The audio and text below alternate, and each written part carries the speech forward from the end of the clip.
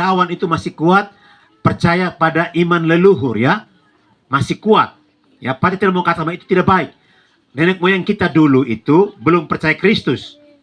Maka mereka punya cara menghormati Tuhan yang mereka bilang uisneno amoit apakait, ya toh?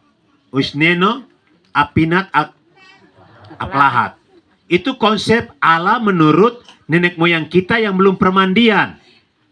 Ya. Kalau kita ini konsep Allah yang Yesus ajarkan. Allah Bapa yang mempersiapkan semuanya itu. Coba kalian saudara-saudaraku perhatikan ya. Pater memberi pemahaman tentang kebenaran firman Tuhan supaya kita tidak boleh menduakan Tuhan dalam praktik hidup kita. Ya, seringkali kamu dengar teman-teman dari gereja muda bilang kita ini agama Katolik itu penyembah berhala. Karena apa? Karena kita punya budaya mengikat kita sehingga kita terkesan menduakan Tuhan. Padahal tidak. Itu karena iman nenek moyang kita. Tapi setelah Yesus datang, kalau kita baca di kitab suci, Yesus katakan, kalau kita baca di surat Kolose, ya pasti tidak bawa Alkitab. Kolose itu dia bilang, kita jangan mengikuti ajaran nenek moyang yang tidak sesuai dengan ajaran Kristus.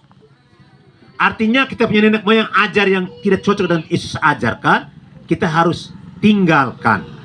Ya, Pater kasih contoh. Ya, Pater tidak maksud untuk katakan ini tidak baik ya, tapi Pater beri pemahaman tentang yang benar. Lihat, Yesus datang, ya, pertama untuk menyelamatkan kita. Caranya apa? Darahnya ditumpahkan di salib. Ya, kita ingat ya, darah Yesus. Karena itu kalau kita baca di Nabi Yesus bilang, bilur-bilurnya menyelamatkan kita. Artinya apa? Luka-luka Yesus yang penuh darah itu tertumpah di salib untuk menebus kita.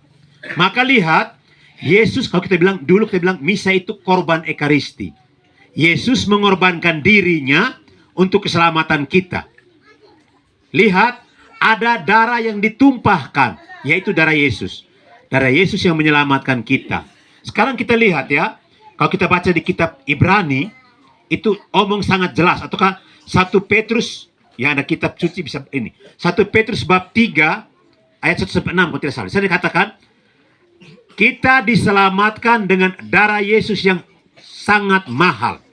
Karena kita ini berharga di mata Tuhan, maka Yesus mau tumpahkan darahnya untuk menyelamatkan kita. Sedangkan darah hewan itu diganti. Tidak ada lagi darah-darah binatang yang bisa